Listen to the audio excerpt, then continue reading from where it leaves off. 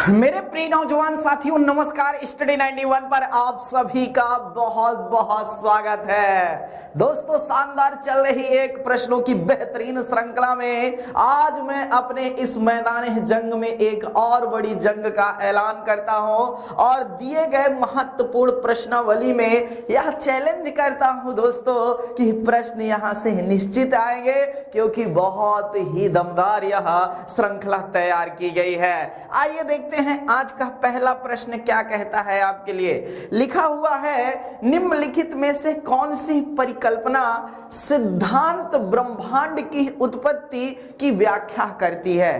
कौन सी है ऐसे दोस्तों जो ब्रह्मांड की उत्पत्ति की व्याख्या या सिद्धांत प्रस्तुत करता है। तो इसमें लिखा है निहारिका की परिकल्पना, फिर लिखा है द्विआधारीय, ठीक है ना दोस्तों, सिद्धांत महाविस्फोट या फिर ग्रहाणु की परिकल्पना।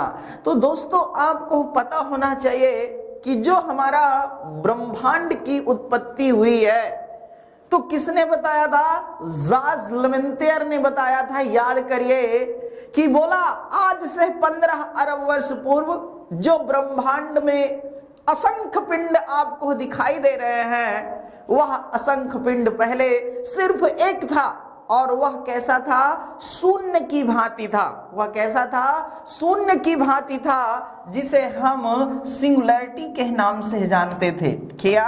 जिसे हम सिंगुलरिटी के नाम से जानते थे। तो यहां से भी प्रश्न बताता है यह सिंगुलरिटी, ठीक है ना दोस्तों, सिंगुलरिटी के नाम से हम जानते हैं। और इसी में जब क्या होता है दोस्तों, इसके गुरुत्वाकर्षण बल के कारण आसपास के छोटे छोटे हैं, जी हाँ, धूल कण पिंड इसमें आकर के क्या होते हैं? समाहित होते हैं। तो इसका क्या बढ़ता है भैया?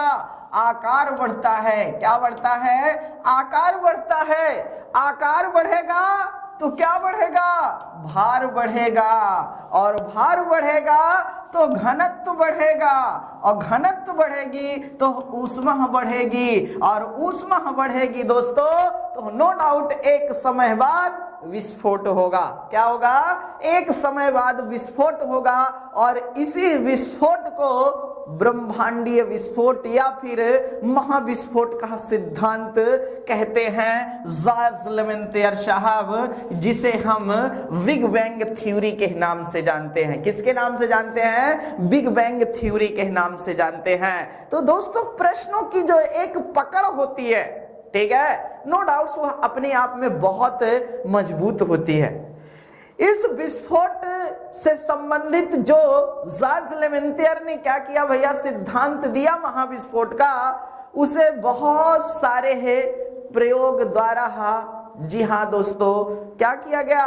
प्रूफ भी किया गया है। चाहे उसमें डब्ल्यू मैप रहा हो, ठीक है ना, जाए उसमें जी हाँ हिग्स बोसान का जो अर्थात एक प्रयोग था वह रहा हो, मतलब सभी ने कहा कि भैया ज़ार्स लेमेंटियर द्वारा दिया गया सिद्धांत नो डाउट तो सही है। आइए लगाइए अपनी पूरी ताकत और दीजिए आंसर। लिखा हुआ है, टेलीविजन में दिखाई जाने वाली वह उपग्रह इमेज, ठीक है ना, छाया स्पष्ट रूप से चित्रित करती है। जो टेलीविजन है, ठीक है ना दोस्तों, जिसे हम टीवी के नाम से जानते हैं, टीवी में जो एक छाया दिखाई जाती है, इमेज दिखाई जाती है, वह किसको चित्रित करती है? तापमान तथा वर्षा को? कतई नहीं। दाब तथा वायु को? जी नहीं दोस्तों। मेघ तथा हिम आवरण को दिखाया जाता है। किसको दिखाया जाता है? मेघ तथा आवरण को दिखाया जाता है, विशिष्ट रूप से चित्रित करके नहीं। तो इस तरह आप यहां से भी अपनी पूरी बाजी लगा सकते हैं। अगला प्रश्न क्या कह रहा है भाई? अरे वाह वाह, क्या बात है। लिखा है, निम्नलिखित में ज्वार भाटा का कारण क्या है? और मैं वादा करता हूं इसमें कम से कम 75% बच्चे फिसलेंगे। अपनी अपनी जो ताकत लगा रहे हैं, ठीक है ना।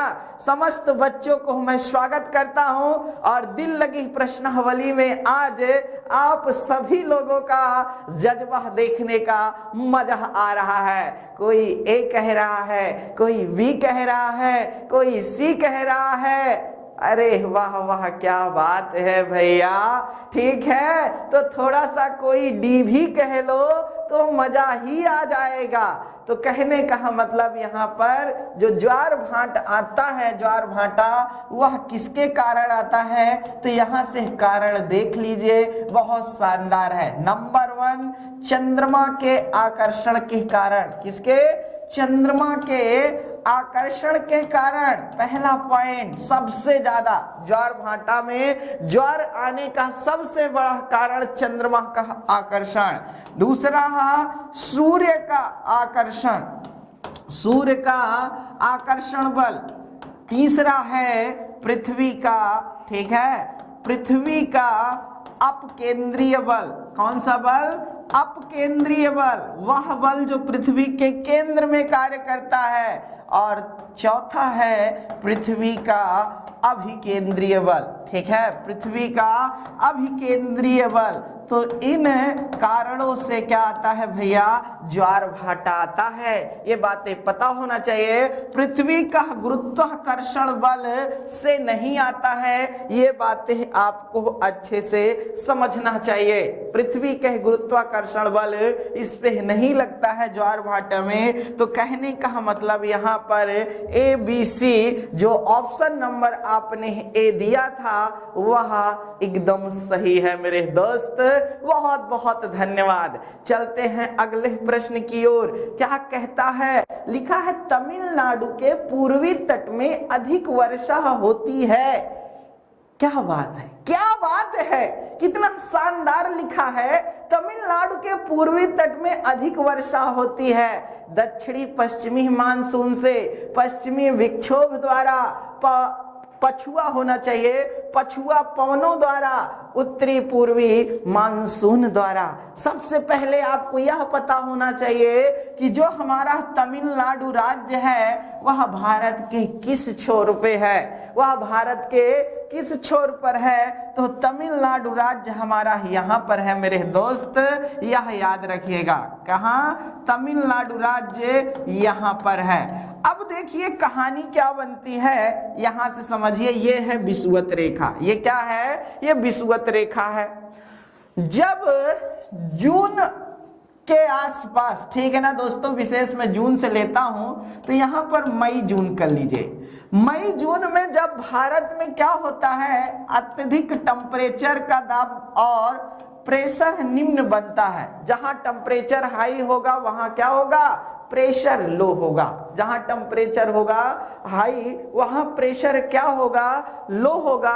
और जब टेम्परेचर हाई प्रेशर लो, तो दोस्तों जहां टेम्परेचर कम होगा और प्रेशर ज्यादा होगा वहां से क्या होने लगेंगी? पवनें उसकी तरफ गति करने लगेंगे।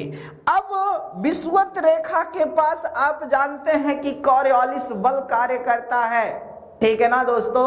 कौन सा बल कार्य करता है? कॉरियोलिस बल कार्य करता है।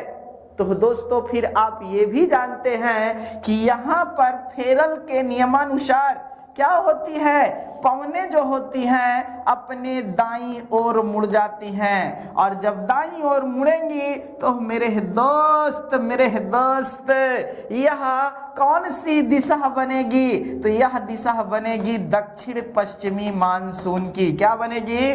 दक्षिणी पश्चिमी मानसून की। तो भारत के इस पश्चिमी भाग में तो क्या होगा? दक्षिणी पश्चिमी मानसून से वर्षा हो जाएगी। लेकिन लेकिन लेकिन लेकिन क्या क्या क्या क्या क्या तमिलनाडु राज्य में भी वर्षा होगी? तो कतई नहीं। अब पूछिए क्यों? इसलिए क्योंकि यह वृष्टि छाया क्षेत्र में आता है, वृष्टि छाया प्रदेश में आता है, जो यहाँ पर बहुत सारी पर्वत श्रेणियां स्थित हैं, जिसमें से नीलगिरी, जिसमें से अनाईमुड़ी, जिसमें से जाह्नवी, जिसमें से आपकी कार्डमम जैसी महत्वपूर्ण पर्वत श्रेणियां यहाँ पर दक्षिणी पश्चिमी मानसून को नहीं देती हैं, जिसके कारण क्या होता है, यहाँ पर वर्षा नहीं हो पाती। लेकिन मेरे दोस्त क्या होता है फिर आप समझिए, सितंबर अक्टूबर का महीना आता है, ठीक है, सितंबर अक्टूबर का महीना आता है और कहानी बदलना शुरू कर देती है। जो टेम्परेचर यहाँ हाई था, अब टेम्परेचर विषुवत रेखा के नीचे हाई होने लगा, निम्न दाब का क्षेत्र बनने लगा। तो फिर क्या होगा मेरे दोस्त, पवनें कुछ इस तरह गति करेंगी। क्यों? क्योंकि यह पछुआ पवन नहीं मेरे दोस्त, व्यापारिक पवन के क्षेत्र में आता है। किसके?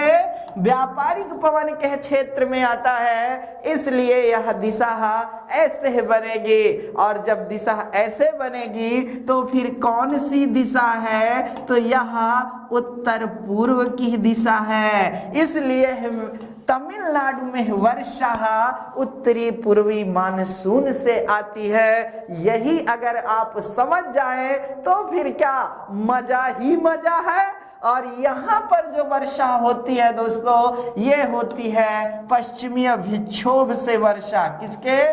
पश्चिमी विक्षोभ से वर्षा होती है। तो इसको भी अच्छे से ध्यान दीजिए, ठीक है, ध्यान दिया जाए तो यहाँ से भी बातें आप समझ सकते हैं। आगे चलते हैं। नितिन सर हैंड राइटिंग ई बुक, ये आपको पीडीएफ के रूप में प्राप्त होगी। जो भी छात्र छात्राएं लेना चाहते हैं वह एकदम ध्यान दे ले। ज्वार भाटा की उत्पत्ति गति सिद्धांत किसने प्रतिपादित किया था? जिसने यह बताया मेरे दोस्त, क्या बताया कि दोस्तों इस पृथ्वी में जी हाँ जल जल जल की मात्रा ज्यादा है, 77.8%। कहने का मतलब लगभग पृथ्वी की सतह पर 71% जल है। कैसे? 71% जल है। उनमें से नाम आता है किसका? लाप्लास का। किसका आता है? लाप्लास का नियम आता है दोस्तों। तो ज्वार भाटा की उत्पत्ति संबंधी गति सिद्धांत किसने प्रतिपादित किया? तो लाप्लास ने प्रतिपादित किया। ये बातें भी आपको पता होना चाहिए। भूमध्य रेखा से ध्रुवों की ओर चलने पर हमारा भार, ठीक है, क्या होगा? क्या होगा मेरे दोस्त? जैसे यह है हमारी पृथ्वी, ये क्या है? हमारी पृथ्वी है। पृथ्वी पर यह है विषुवत रेखा। पृथ्वी पर यह क्या है? विषुवत रेखा। विषुवत रेखा पर आप जानते हैं कि कैपिटल जी का मान ज्यादा होता है। क्या मान ज्यादा होता है मेरे भाई? कैपिटल जी का मतलब गुरुत्वाकर्षण बल, ठीक है, गुरुत्वाकर्षण बल क्या होता है? ज्यादा होता है। लेकिन ध्रुवों पर गुरुत्वाकर्षण बल का मान क्या होता है? कम होता है, ठीक है, गुरुत्वाकर्षण बल का मान कम होता है, का मान कम होता है, ठीक है, मान कम होता है। जबकि जी हाँ दोस्तों, स्मॉल जी का मान ज्यादा होता है। स्मॉल जी का मान जो होता है वह ज्यादा होता है। कहने का मतलब गुरुत्वाकर्षण बल अगर ज्यादा है विषुवत रेखा पर, तो फिर गुरुत्वीय त्वरण का मान, स्मॉल जी का मान कम होगा। स्मॉल जी का मान क्या होगा? कम होगा। इसलिए दोस्तों जब कोई बंदा या कोई वस्तु, जी हाँ दोस्तों, विषुवत रेखा से ध्रुवों की ओर अग्रसर होगी तो उसके मान में क्या होगा? बढ़ोतरी होगा, क्योंकि गुरुत्वीय त्वरण बढ़ता चला जाएगा। क्या होता चला जाएगा? बढ़ता चला जाएगा। ये बातें आपको पता होना चाहिए। इसलिए आप यहां से भी प्रश्न का गजब का आंसर जो बच्चे दे रहे हैं, मजेदार। देखिए बेटा, जब तक आप वीडियो शेयर नहीं करेंगे, जी हां, अपने एक वर्चस्व संख्या को नहीं बढ़ाएंगे, तब तक मजे की बात क्या किया जाए। बढ़िया से प्रश्नों का आंसर दीजिए। लाजवाब आप लोग प्रश्न पूछ रहे हैं, लाजवाब बातें रख रहे हैं, लेकिन मैं भी आज पढ़ाने में एकदम दिलचस्प लिया हूं कि आज मुझे कुछ नया सिखा करके चलना है। लिखा है, ग्लोब पर भारत की स्थिति किन उत्तरी अक्षांशों के बीच है? ग्लोब, ग्लोब, ग्लोब, ग्लोब, ठीक है ना मेरे दोस्त। तो कहने का मतलब, अगर फॉर एग्जाम्पल जैसे यह हमारा, जी हाँ दोस्तों, क्या है? ग्लोब है, ठीक है। ग्लोब में यह है विषुवत रेखा। ये क्या है? विषुवत रेखा। ये है हमारी कर्क रेखा, ये है हमारी मकर रेखा। अब कह रहा भारत की स्थिति, तो भारत की स्थिति भाई मेरे कुछ ऐसी है क्या? हाँ हाँ हाँ हाँ, ऐसी ही है, ठीक है। तो कहने का मतलब क्या है? कहने का मतलब ये है कि जो हमारा भारत है, जो हमारा क्या है? भारत है, उसका क्या कह रहा है? अक्षांश पूछ रहा है ना। तो बिल्कुल सही बात है। यहां से देखिए भैया, 8 डिग्री, ठीक है, 4 मिनट से कहानी स्टार्ट होती है। कितने? 8 डिग्री 4 मिनट से कहानी स्टार्ट होती है, और उत्तर में जो है वह जा करके 37 डिग्री, ठीक है, 6 मिनट पर रुक जाती है, ठीक है। तो भारत का जो उत्तरी अक्षांशीय विस्तार है वह 8 डिग्री 4 मिनट से लेकर के 37 डिग्री 6 मिनट उत्तरी अक्षांश के मध्य में है। जबकि अगर भारत का देशांतर देखा जाए, जबकि भारत का देशांतर देखा जाए, तो भारत का देशांतर जो है दोस्तों 68 डिग्री, ठीक है, 68 डिग्री 7 मिनट से यहाँ पर पूर्वी देशांतर कहेंगे, पश्चिमी नहीं। क्यों? क्योंकि भारत पूर्वी गोलार्ध में है। तो कहने का मतलब 68 डिग्री 7 मिनट पूर्वी देशांतर से लेकर के 97 डिग्री 25 मिनट पूर्वी देशांतर के मध्य स्थित है। अब यहीं से अगर भारत की उत्तर से दक्षिण की लंबाई देखा जाए तो 3214 किलोमीटर है, और दोस्तों पूरब से पश्चिम की लंबाई देखा जाए तो 2933 किलोमीटर है, ठीक है। तो इस तरह आप यहां से ध्यान दे सकते हैं, सब कुछ लाजवाब समझ सकते हैं ना। तो देख लीजिए भैया, कितनी शानदार बातें हैं। चलिए आगे देख लेते हैं। लिखा है, लघु ज्वार भाटा होते हैं, ठीक है, ये होते हैं, होते हैं। क्या होते हैं भाई? प्रबल होते हैं, दुर्बल होते हैं, मध्यम होते हैं, अत्यंत प्रबल होते हैं। पहली बार प्रश्न मिला है क्या? और मन में जी हां विचलन भी ला रहा होगा कि क्या करें, लघु दे दें, मतलब लघु मतलब दुर्बल दे दें, कि मध्यम दे दें, कि प्रबल दे दें, कि अति प्रबल दे दें। तो दोस्तों आपको पता होना चाहिए लघु ज्वार में क्या होता है। लघु ज्वार में सूर्य, ठीक है ना दोस्तों, सूर्य, पृथ्वी और चंद्रमा, ठीक है ना दोस्तों, क्या? चंद्रमा एक समकोण बनाते हैं, ठीक है। या तो फिर आपका ऐसे भी हो सकता है, सूर्य, ठीक है, सूर्य, चंद्रमा, पृथ्वी, ठीक है, तो भी सही है। लेकिन एक बार अभी मेरे बच्चे ने मुझसे प्रश्न पूछा था, क्या सर सूर्य कभी बीच में हो सकता है क्या? कतई नहीं, कतई नहीं मेरे दोस्त। क्यों? क्योंकि सूर्य से ही तो इनकी उत्पत्ति हुई है, ठीक है। बाप बेटे की, जी हाँ दोस्तों, पीछे नहीं चलता है, बल्कि बेटा बाप के पीछे चलता है। ये बातें याद रखिएगा। ये कड़वा सच है कि बाप बाप होता है, बेटा बेटा होता है। कहने का मतलब ये है कि ये सौर मंडल का प्रधान है और प्रधान के पीछे सब लोग घूमेंगे। जी हाँ मेरे दोस्त, ये जान लीजिएगा, जिस तरह केंद्र में प्रधानमंत्री वास्तविक प्रधान होता है तो सब उसके इर्द गिर्द घूमते हैं, उसी तरह यहाँ पर ये है भैया, ये याद रखने वाली बातें हैं। तो कहने का मतलब तो बड़ा ही शानदार है ना, ठीक है। तो इस तरह आप यहाँ से देख सकते हैं दोस्तों। वो प्रश्न गायब हो गया है शायद, ठीक है, याद रखिएगा। शायद हाथ की स्लाइड लगने से हट गया है, कोई बात नहीं है। कहने का मतलब वहां पर जो ज्वार भाटा आता है वह किसके कारण आता है, तो याद रखना जो ज्वार भाटा की आवृत्ति वो मध्यम है, ठीक है। कैसे है? मध्यम है। लघु ज्वार हमेशा मध्यम होते हैं, ठीक है, ये ध्यान देने वाली बातें हैं। चलिए अगला प्रश्न आ रहा है दोस्तों। हिंदी इंडिविजुअल जो व्याकरण का बैच प्रारंभ है वह याद रखने वाली बातें हैं दोस्तों।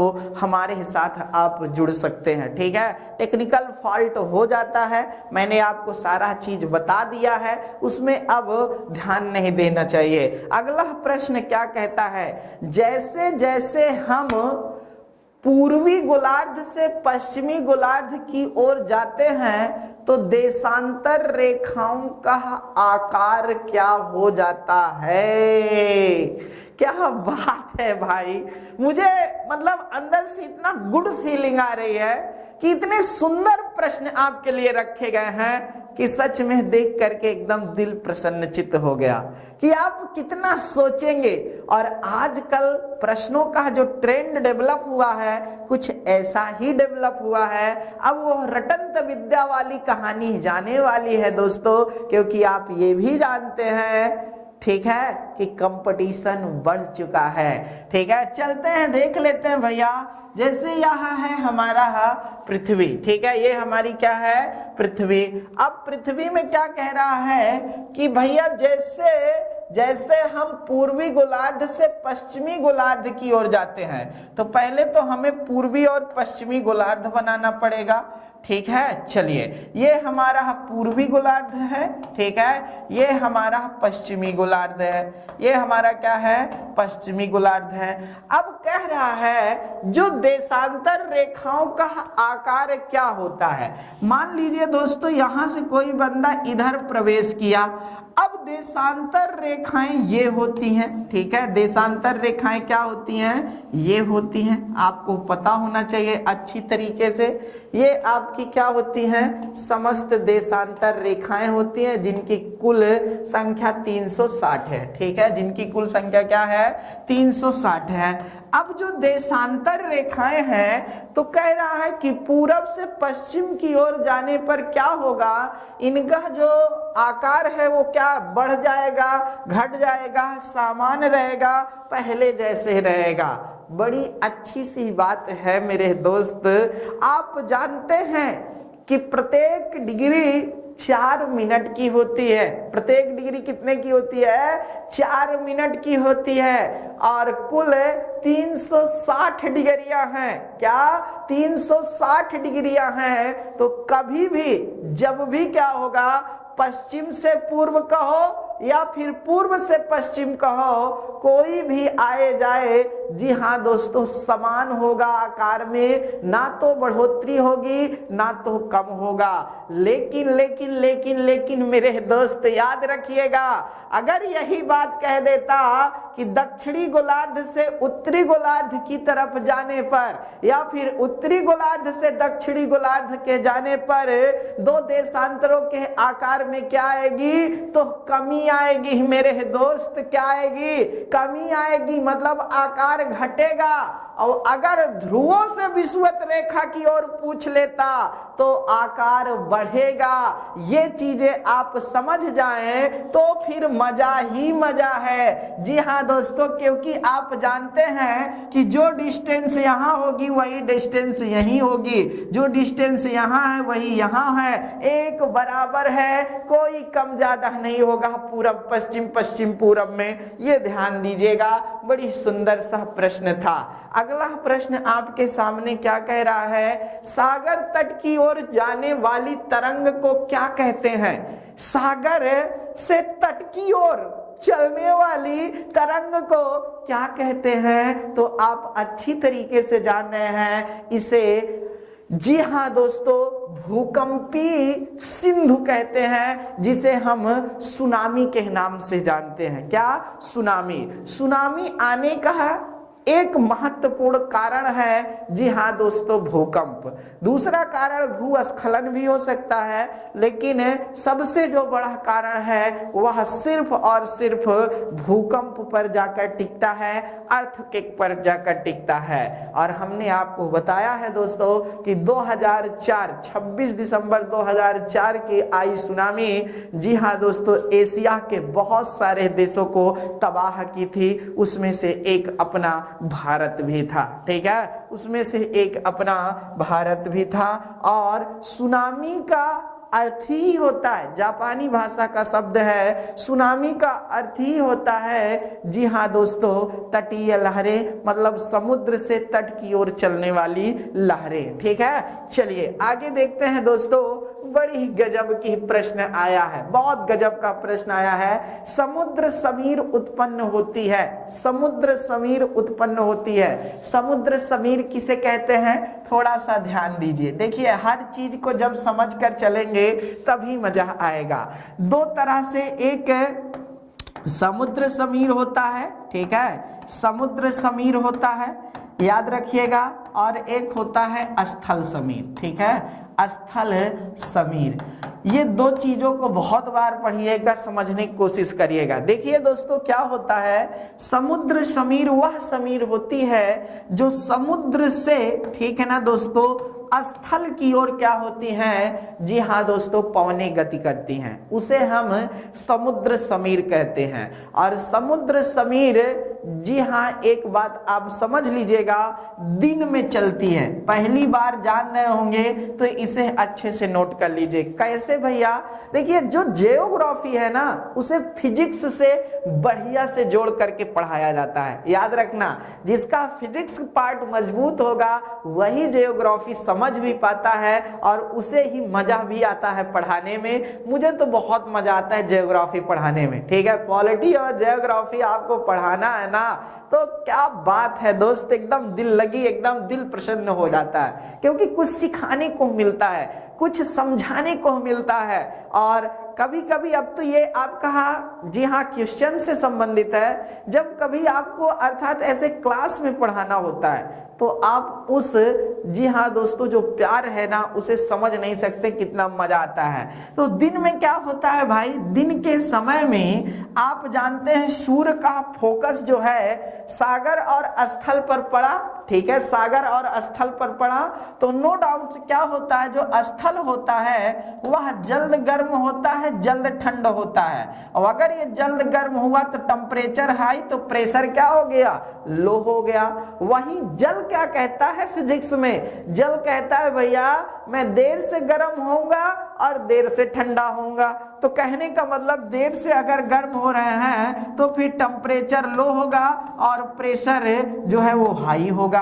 अब हमारा क्या कहता है नियम, नियम ये कहता है कि जो पवनें हैं, ठीक है, जो पवनें हैं वह क्या करती हैं, कम दाब से अधिक दाब की ओर चलती हैं। क्या? ना ना ना ना, याद रखिएगा, अधिक दाब से कम दाब की ओर, फिर या कम टेम्परेचर से अधिक टेम्परेचर की ओर चलती हैं, इसीलिए दोस्तों दिन के समय में सागर से स्थल की ओर क्या होती है, पवनें गति करती हैं। कितना सुंदर बात बताने जा रहा हूं, दिल लगा के नोट कर लीजिएगा। यही कारण है मेरे दोस्त, जो मुंबई में, ठीक है, महाराष्ट्र में, मुंबई में, गोवा में, ठीक है ना दोस्तों, ये सारे तटीय राज्यों में, जी हाँ, गर्मी के दिनों में भी ज्यादा गर्मी नहीं पड़ती है।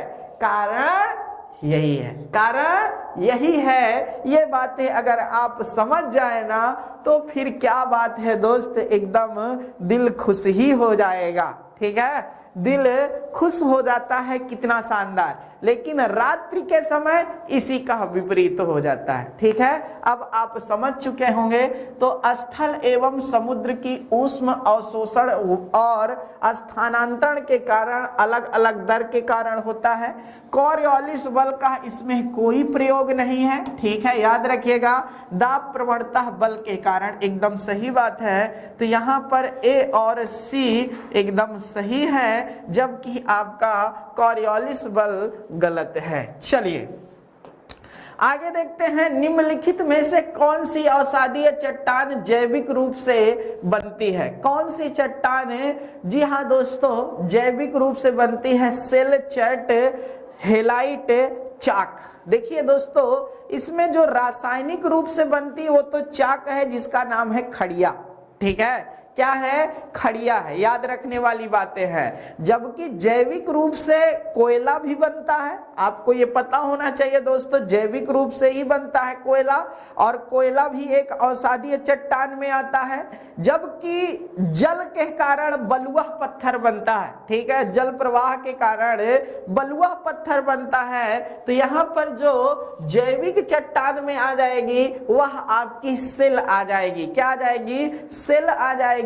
यहां से भी बातें आप समझ सकते हैं। ठीक है, पवन प्रवाहों से जो बनता है वो लोयस जैसे पठार बनते हैं। ठीक है, पवन के कारण क्या बनता है? लोयस जैसे पठार बनते हैं। ये बातें भी ध्यान दीजिएगा। यूपी SSSC वीडियो का बैच, जी हाँ दोस्तों, ग्राम विकास अधिकारी से संबंधित हमारे यहाँ चल रहा है। जो भी छात्र छात्राएं चाहें वह इसमें भाग ले सकते हैं। सुपर टेट का भी नया बैच है, सुपर टेट का भी क्या है? नया बैच है। इसमें भी आप जी हाँ दर्ज करते हैं। क्या लिखा हुआ है? सर्वाधिक तटीय अपरदन होता है। सर्वाधिक तटीय अपरदन किसके कारण होता है दोस्तों? जो तट होते हैं, कहने का मतलब आप अगर नदियों के किनारे कभी गए हो या उसके आसपास रह रहे हो तो आपने देखा होगा कि नदियों में जब बाढ़ आती है तो बाढ़ के समय जो अर्थात तट होता है ना, उसका बहुत बड़ा कटाव कर देते हैं। काहे कर देते हैं भैया? क्या कारण है? तो कारण है लहरों से, ना कि ज्वार भाटा से, याद रखना, ना कि सुनामी से। ये तो एक बार आए और चले गए। और सुनामी में गति इतनी ज्यादा होता है कि पानी ऐसे ऐसे मीटर, कई मीटर ऊपर उठकर चलता है, तो ये ज्यादा नहीं काटते हैं। लेकिन जो लहरें हैं, जी हाँ दोस्तों, जो बार बार बार चोट पहुंचाती हैं, वह सोचिए आपको वही कटाव करती हैं। किसी को एक बार अगर जी हाँ घाव दे दिया जाए तो उससे ज्यादा घाव दर्द उसे तब होगा जब आप उसको बार बार घाव देंगे। तो यही कारण है मेरे दोस्त, लहरें बार बार जी हाँ तटों को टकराती हैं और काटती हैं। ये जान लीजिए। एक प्लेट का, ठीक है, एक प्लेट का दूसरे प्लेट के नीचे घिसने की अभिक्रिया को जाना जाता है। देखिए दोस्तों, जब एक प्लेट, ठीक है, एक प्लेट ये है, एक प्लेट ये है, जब दो प्लेटें क्या होती हैं, पास आती हैं, तो नो डाउट से जो भारी प्लेट होती है वो क्या होती है? नीचे छेपित हो जाती है। तो छेपड़ होता है, ये बातें याद रखिएगा। लेकिन यहाँ पर घिसने को कहा है, तो घिसने की प्रक्रिया को अवनयन कहा जाता है। क्या कहा जाता है? अवनयन कहा जाता है। और बहुत अच्छा उदाहरण है मेरे पास मेरे दोस्त, जो हमारा यूरेशियन प्लेट है, जो हमारा क्या है यूरेशियन प्लेट है, वह हमारे इंडो ऑस्ट्रेलियन प्लेट के, जी हाँ, अवनयन ही कर रहा है। कहने का मतलब घिस ही रहा है, और यही घिसने के कारण, यही अवनयन करने के कारण आज हिमालय की ऊंचाई क्या हो रही है, बढ़ रही है। यही कारण है मेरे दोस्त, यहां से बातें समझ सकते हैं। अगला प्रश्न क्या हो रहा है, निम्नलिखित में से भारत का कौन सा क्षेत्र भूकंपीय क्षेत्र मतलब जोन नंबर 5 में आता है? महाराष्ट्र ना, महाराष्ट्र में भूकंप जल्दी नहीं आते, याद रखना, बहुत कम। गुजरात के कच्छ में भूकंप आते हैं, हाई अलर्ट, ठीक है ना दोस्तों? जी हाँ, लेकिन उत्तर पूर्वी जो राज्य हैं हमारे, क्या उत्तर पूर्वी जो राज्य हैं, वह याद करने वाली बात है दोस्तों, यहां पर जोन नंबर 5 में आते हैं। तो यहां से आप समझ सकते हैं। अच्छा, उत्तर पूर्वी राज्यों में गजब के भूकंप आते हैं मेरे भाई, ठीक है? यह याद रखने वाली बातें हैं, थोड़ा सा समझने वाली बातें हैं।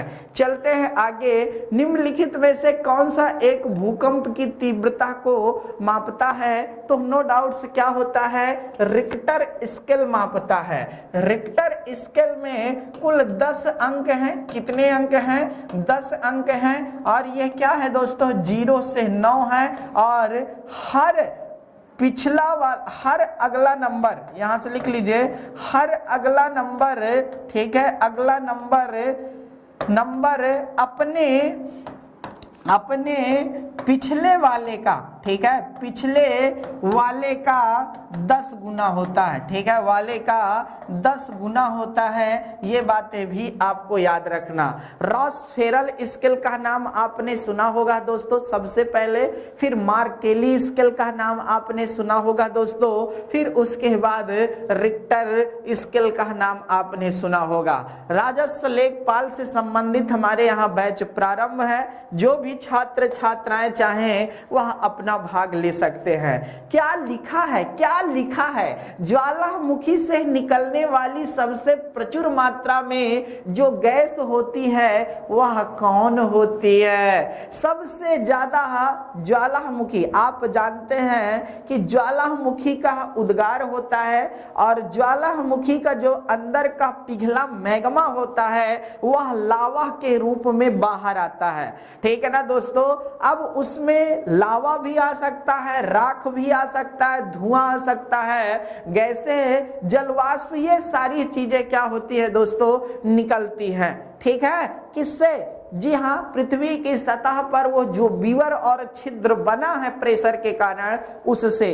अब जो निकलता है वो सबसे ज्यादा क्या निकलता है? जल वाष्प निकलता है। क्या निकलता है? जल वाष्प निकलता है। यह याद रखिएगा, सबसे ज्यादा जो है वह जल वाष्प, लगभग 90% से ज्यादा जल वाष्प होता है। यहां से समझ सकते हैं। अब आप कहोगे सर आखिर यह जल वाष्प बना कैसे?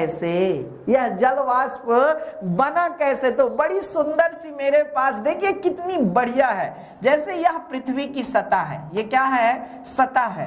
अब आप जानते हैं कि पृथ्वी के सतह के नीचे ही क्या होता है, जब मैग्मा का एक विशाल रूप बनता है, ठीक है ना दोस्तों, एक विशाल रूप बनता है, तो यह क्या होता है? ऊपर प्रेशर लगाता है, ठीक है, ऊपर प्रेशर लगाता है, और प्रेशर धीरे धीरे क्या करता है दोस्तों, इसको काट करके बाहर आता है, ठीक है ना दोस्तों, काट करके बाहर आता है। लेकिन आप ये नहीं जानते होंगे, जैसे आप देखे होंगे जो पीने वाला पानी है, ठीक है ना, पीने वाला पानी, ध्यान से समझते जाइएगा, जब आप क्या होता है देखेंगे तो लगभग 100 फीट, 200 फीट, 300 फीट जब नीचे गहराई में जाएंगे, ठीक है, 400 फीट, 500 फीट, तो एक जल नलिकाएं हैं नीचे। क्या है? जल नलिकाएं हैं, मतलब जी हाँ, अब ये ना सोचा करो कि ऐसे हमने पाइप डाला और जल क्या है पूरा नीचे अथाह भरा है निकल आ रहा है, ऐसा कतई नहीं है। याद रखिएगा,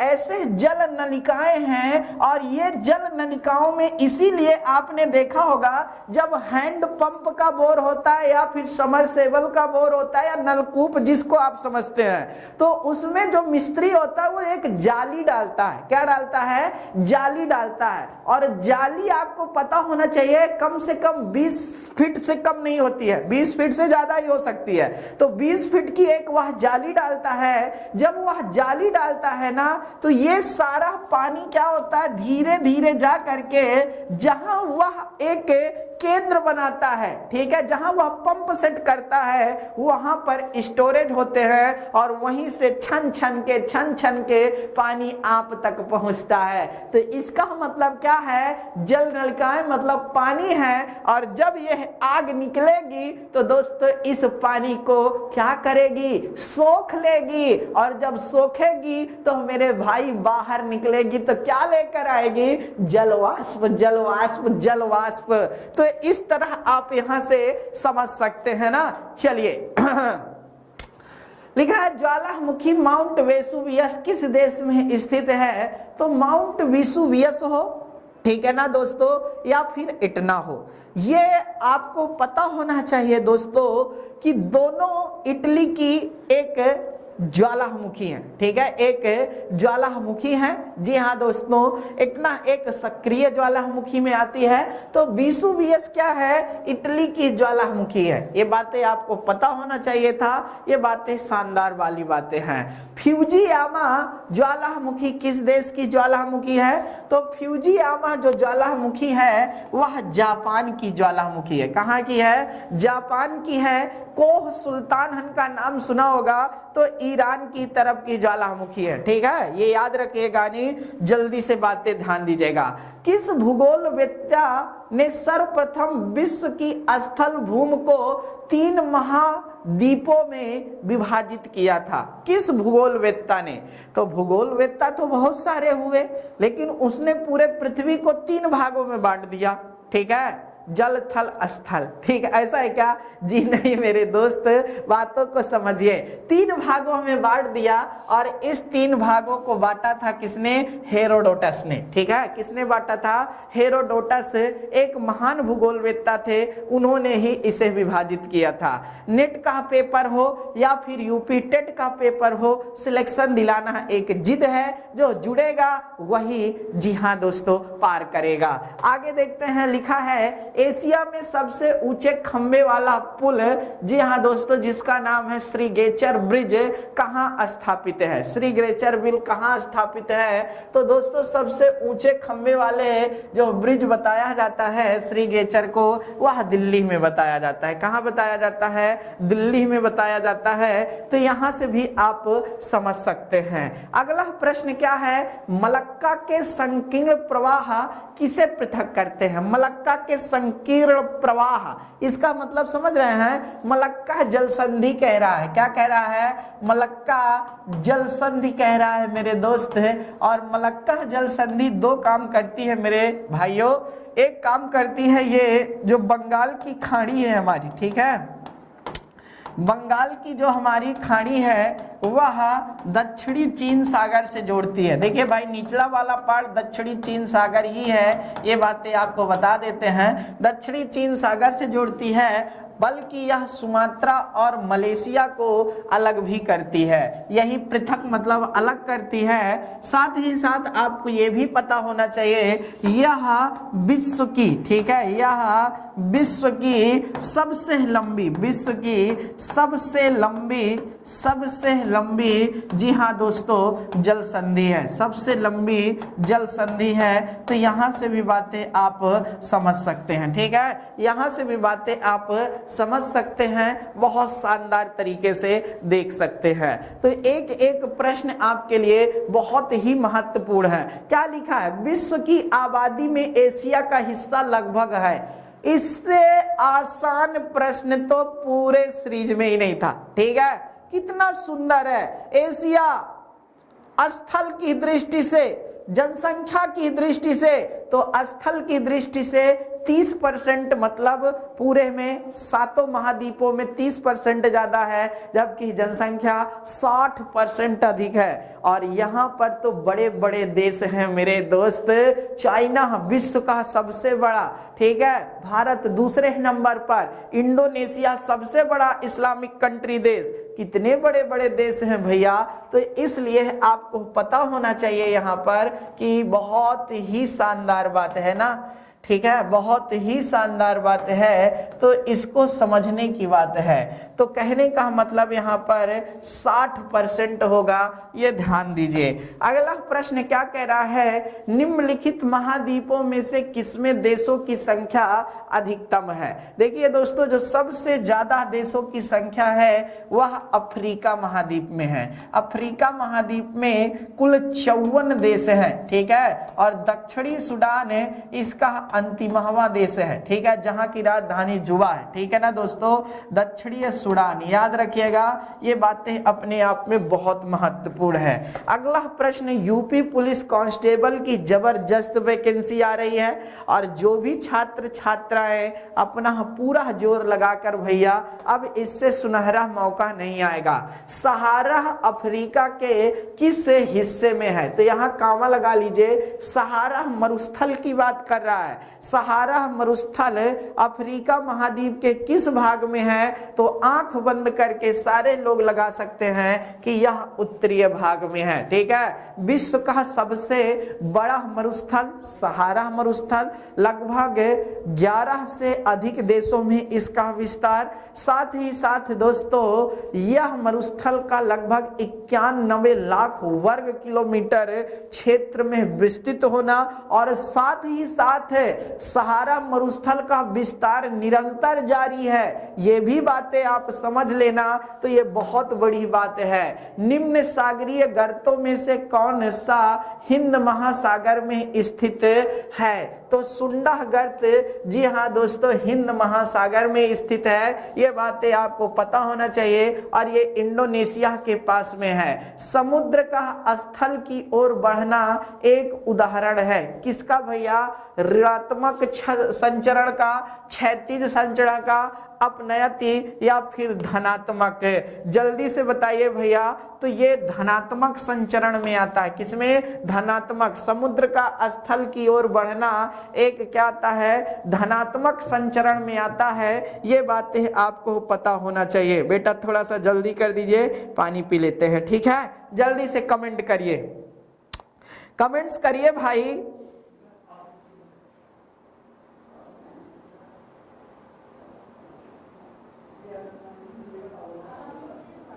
चलिए, तो बहुत सारे बच्चों ने एकदम सही आंसर दिया, बहुत बहुत धन्यवाद आप सभी लोगों का।